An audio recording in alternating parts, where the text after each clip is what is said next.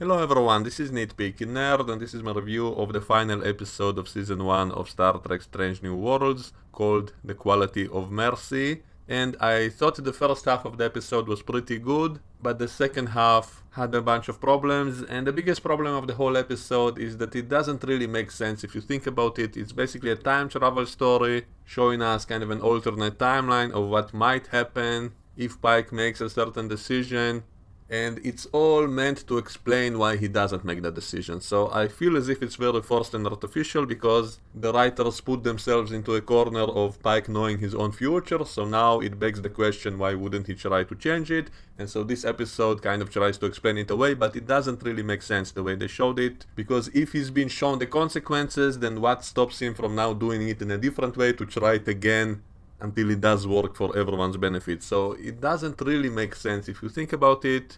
And also I think the episode could have been much better if the whole structure of it was upside down, meaning instead of starting with the Pike from the future coming back to tell our Pike everything that happened to him, if instead we simply saw it as we follow our Pike, and then in the end of the episode he becomes that admiral who goes back in time to prevent everything, it would have made the episode much more interesting because it would have kept the mystery and the suspense going until the end, instead of revealing right from the start that it's all a vision that he gives him and it's not really happening or will be reset by the end. If we know it right from the start, then there is no sense of danger or mystery to the whole episode. So I think the way the episode started, even though it was interesting to see the two Pikes, one from the future, kind of like Janeway in the end of Voyager, so I did like it. I like the fact that his uniform looked very similar to the TOS movie era, even though they still had to make some differences. I guess they are obligated legally to make things 25% difference, otherwise why not simply make it the same uniform? And then he reveals that the Klingons used the time crystals to send him back to warn himself not to try to change his own fate, because somehow in every single possible timeline, if he tries to prevent his fate, it will somehow lead to some disaster.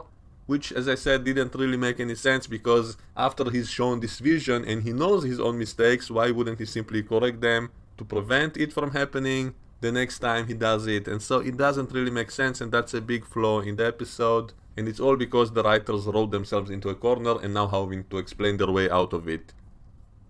And so he shows him a time crystal which our Pike touches, and then he kind of jumps into the future, into the TOS era, in which he's still the captain because he prevented that disaster in which he was supposed to get injured, even though in the original timeline that accident happened after he was no longer the captain. It didn't happen while he was the captain. That was not the reason that Kirk took over. So I guess he made some other different choices as well. Maybe he chose to stay the captain of the Enterprise for longer. And what annoyed me a little bit is that the ship looks exactly the same inside and out, no changes at all. And how come Uhura didn't grow her hair out? And by the way, I was just recently banned from some Facebook group for daring to suggest that Uhura should start growing her hair longer the closer it gets to TOS. And I was called a racist for daring to tell a black woman how she should show her hair. And the discussion in that group was about how in the original show, the actress playing Uhura was forced to wear a wig as not to show her real African hair, and the new actress is showing off her afro hair. And I said in that group, but she's cutting it so close you can't really see her hair, and that maybe in the far future, when everyone are intermingled, maybe she simply had that type of hair, and it doesn't mean anything, there's nothing racist about that it wasn't a wig in the universe of the show, that simply was the way her hair looked like, and so what's wrong about keeping continuity by showing her having that hair later on? And then I was banned from that group for daring to tell a black woman how she should make her hair or something. So anyway, in my opinion, it was kind of strange that Uhura looks exactly the same as she did as a cadet, and her hair is still short for some reason.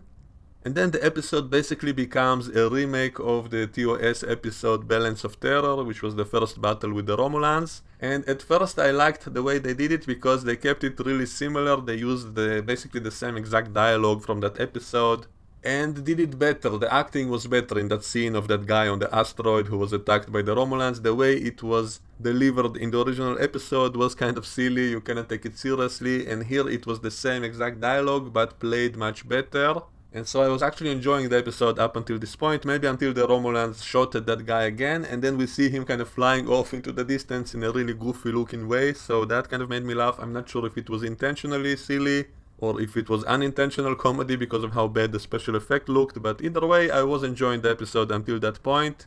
And then they showed us the Romulans, and something was really goofy looking about them, as if they're out of some sitcom or something. Something felt off, and I cannot explain exactly what. They didn't really feel menacing, in my opinion. I'm not sure if it's the actors or what. Maybe it's because they remind me of those aliens from Galaxy Quest, or maybe because the Romulan captain showed too much emotion right away, like he was a good guy right from the start and didn't really feel menacing or scary. Or maybe it's because one of them was unshaven. Something about them felt kind of too human, as if they're playing in a sitcom or something. Something didn't click for me in that scene. And also they have the same kind of foreheads as the Romulans in Picard, which they did explain in Picard that there are different groups of Romulans. Some of them with smooth foreheads and some of them with the bulky ones. And here we see the bulky ones, even though in the original episode they had the smooth foreheads. So I don't really have a problem with those kinds of details. Obviously it's all a visual retcon anyway. It doesn't look like the original, and I'm not sure it should look like the original because I do like things to look better. And so here it all looks much better and yet respectful to the original. And then later in the episode the Romulan Praetor showed up. The leader of the entire Romulan Empire showed up personally in 2 minutes after that ship called for help. The leader of all the Romulans showed up, and as I mentioned in all my reviews of the new Trek shows, especially Discovery, for some reason every single time they show us the leader of a planet, it's always a woman for some reason, and so it kind of cracked me up when it happens again in this episode when the Praetor is a woman.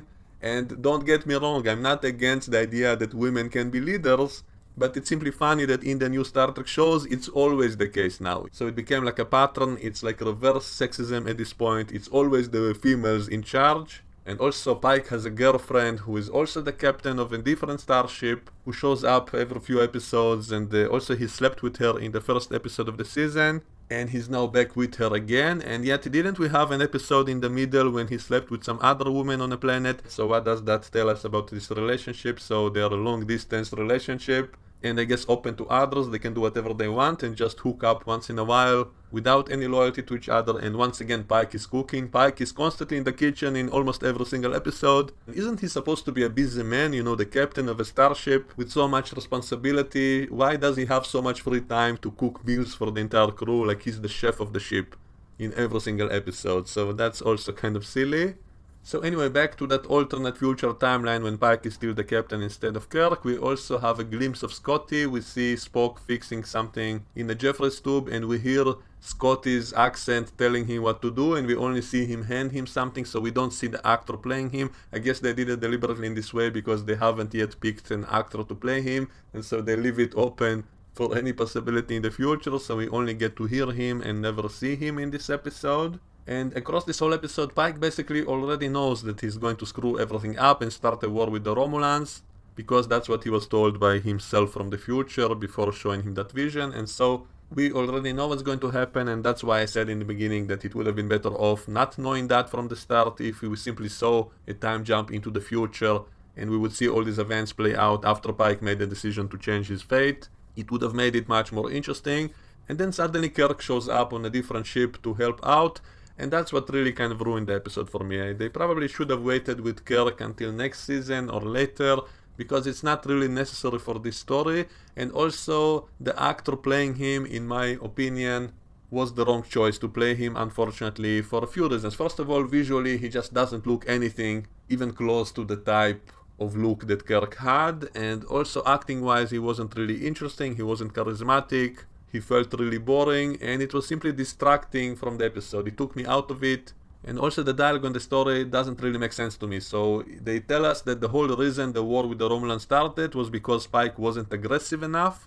But how do we even know that what he does in the episode that we see here is the same as what he did originally before he knew that things will mess up? Maybe he's been more careful because he knows it will start a war. That's why he's being too peaceful with the Romulans instead of the other way around. And Kirk is more aggressive, so if it was Kirk in command, then the Romulans would respect him more and will not start a war, which doesn't really make sense. Is that really their only way to decide if to launch a war or not? Just by the actions of one captain, like the way he behaves on one ship, would determine what their decision is regarding the whole quadrant. Like, it doesn't really make sense that the Romulans would make decisions that way. I think they would be far more calculating. And also how they said that both sides basically know absolutely nothing about the other.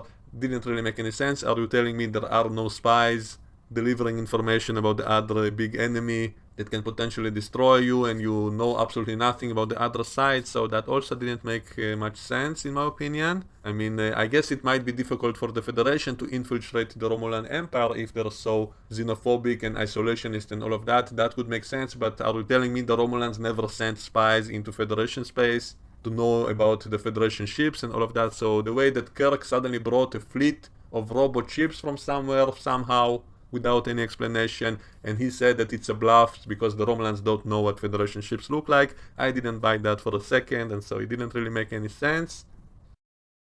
And also we had a scene of all the main officers sitting at the table trying to decide what to do, and suddenly they all cast their votes as if it's a democracy on how they should proceed, and Pike seems to allow that. And that really annoyed me because, as I mentioned earlier, isn't he supposed to be the captain? How come across this whole season he's been ordered around by his own officers apparently? So that really annoys me at this point. There was one moment when he finally snaps at Ortega and tells her to shut up, so I did like that part. I guess it could have been fine if it was Kirk arguing with him, because Kirk is also a captain, they're the same rank. But of course Pike should make the final decisions if it's all on his ship now, and so I was annoyed at that scene when every officer tells his opinion, and listening to the opinions is fine. Every good captain did that. Listening to the advice of his crew is absolutely fine. But then they all say what vote they cast. Since when is this a democracy? Where is the chain of command? The Pike is the one to make the decisions, and you can only give your advice, and yet they're all casting their votes. I guess maybe they didn't mean it literally. Maybe it was simply a figure of speech when each one gave their opinion, but it still annoyed me. It made me remember a scene from Deep Space Nine when the crew started arguing about what to do, and at some point Cisco snapped and yelled at them, "This is not a vote, the decision is mine." And so that's what Pike should have done in that scene, when everyone starts casting their vote on what to do, as if it's a collective decision. So anyway, just as Pike was making progress of possibly making peace with the commander of that Romulan ship, suddenly the entire Romulan fleet showed up because one of the men of that Romulan captain betrayed him and informed the rest of the fleet, and they all showed up there in seconds, with the head of the Romulan government there as well. And speaking of distances and all of that, that's something that always annoys me in New Trek, that the writers don't have any consistency even inside their own episodes about distances and stuff like that. Because earlier in the same episode, Pike said that this is such a remote area that it will take days even for a transmission to get to Earth, and it will take even longer for ships to show up there. And then Kirk takes a shuttle, and then a short while later comes back there with a whole fleet of ships that he collected somehow, even though they did say it's an automatic mining ships. And if it's such a remote area, then why are they so concerned about protecting the border and all of that? And how come they don't have any fleet presence there, while the Romulans can show up with their entire fleet in seconds without any warning? So all of this setup seems kind of fishy. And since Romulans have cloaking devices, why would they show their hand like that? Why would they tell Pike that they're going to start a war and risking that he might send a transmission to warn the Federation? If they're planning a war, wouldn't they do a sneak attack using their cloaking devices, which the Federation didn't even know about until then? Like, what's the point of showing off your entire fleet with their new abilities and warn a starship that might warn the rest of the Federation? So nothing really makes any sense here. And also they destroyed their own ship, the one with the good captain who wanted to make a truce with Pike. The rest of the Romulan fleet destroys him. And I thought it's because Pike is telling the Praetor that he's going to expose to the rest of the quadrant that they were the ones to violate the treaty, because they had the recording of how they attacked their outpost. And so I thought they were doing like a TNG style cowboy diplomacy with the Romulans, who in the time of TNG, they did care about what others will think about them in the galaxy, I guess, because they were always careful not to be blamed for being the ones who started the war. And so I thought that the Praetor destroyed her own ship to kind of punish it for doing something on their own without the authority of the Romulan government, and this way to preserve peace and not to start a war. But then right after that she tells him that she does want to start a war because she now sees the Federation as weak. So if that's the case, what's the point of destroying your own ship when it can still be useful for the battle? And so nothing really makes any sense. And then Pike realizes that it's all because it was him in command and not Kirk, because Kirk would have been more aggressive, and then the Romulans would have respected and feared the Federation and not start a war. And so because of that, he now has to sacrifice himself so that Kirk will be the captain to prevent that war. But it makes no sense, because if he now knows what's going to happen, he can simply do it differently the next time he reaches this stage. and simply act more aggressive himself and then prevent a war. So what's the point of sacrificing himself into that accident simply so Kirk will take command? And again I say, Kirk being in command doesn't even have anything to do with Pike being in the accident. In the original timeline, the accident was unrelated to that. It happened after he was no longer the captain of the Enterprise, and so it's not even related to that. So all of this annoyed me because it doesn't really make any sense, and I guess the writers themselves knew that, and that's also why they added that extra line by the older Pike when he tells the younger self that in every single timeline in which he tries to avoid his accident, it always causes some bigger disaster. Which again doesn't make any sense, because why would fate exist in such a way? Like, if there are infinite possibilities, then surely Pike can find some way to both save himself and not cause any bigger disaster to anyone else. And so in the end of the day, it doesn't really make any sense if you think about it, and that's unfortunate, because I actually really wanted to like this episode. I wanted them to explain things properly, and I would even have been fine if they said it's now a different timeline, that maybe he does avoid his fate and they're all moving into a different timeline which is different from the original. I would have even been fine with that. Even if they had chosen to remake many of the classic episodes, things differently, I could have been okay with that. But the way they're trying to do both at the same time, they're trying to do remakes of different episodes while still remaining a prequel at the same time, it will become illogical and silly, because Pike now has the memory of all of this stuff, and yet he doesn't do anything with it. He keeps it all to himself, because some magic crystal told him that no matter what he tries to do differently, it will somehow cause a disaster, which makes no sense if you really think about it. In Discovery, it was stated that it's simply impossible for him to do things differently, that he cannot escape that fate. And yet now we see that he can actually escape it if he wants. It will simply come at a cost. Someone else will suffer the horrible injury in his place if he doesn't do it, even though it's a completely unrelated event somehow. So it doesn't really make sense. Scientifically wise, it's much too magical. And ultimately, the original Balance of Terror episode is still superior to this, because at least writing-wise, and even the acting by the Romulan leader in that episode, Mark Linard, who played the original Romulan commander, he also played Spock's father, Sarek. It could have been funny if they took the same actor who played Sarek in Discovery and put him as the Romulan commander. You know, with makeup they can make it not too obvious. And that could have been a funny in-joke for those who know that Mark Linard played both the Romulan commander and Spock's father in TOS, so that would have been funny if they cast the same actor who played Sarek in Discovery as this Romulan commander, and he is not a bad actor by himself, so it probably would have improved what we actually saw in this episode, which to me for some reason felt kind of goofy, maybe because it reminds me of the actor who played that alien in Galaxy Quest. We see other Romulans behind him, and for a moment I thought those were Klingons, because they kind of look similar to the TOS Klingons, and I guess it's more the fault of the older Trek shows, which always had that tendency to show Klingons be more dark-skinned most of the time. And so when we see these darker Romulans, they kind of look like Klingons, and so that was funny. Like, for a moment when I saw that, I thought, wait, are they telling us that the Klingons and Romulans are in an alliance at this point? Which actually would fit the old continuity, because, you know, in TOS, they sometimes showed Romulans using Klingon ships, and they explained it that they have an alliance with the Klingons, and they exchange technology with the Klingons, and so if they actually did something like that, it might actually be interesting. And also it brings me back to the start of the episode when the old Pike from the future says that the Klingons sent him, and I also thought it's strange, why would the Klingons try to prevent a war between the Romulans and the Federation, since they are enemies of both, and if the Federation and Romulans fight each other, it will make it easier for the Klingons to take everyone over later on, so why would the Klingons even go back to try to prevent that from happening? So as I said, a lot of things in this episode don't really make much sense if you actually think about it. Suddenly number one is arrested by Pike's girlfriend, who shows up to arrest her because Starfleet found out that she's an augment, and being an augment is apparently a crime now, or maybe it's because she lied for her application in Starfleet, but wouldn't they simply kick her out of Starfleet?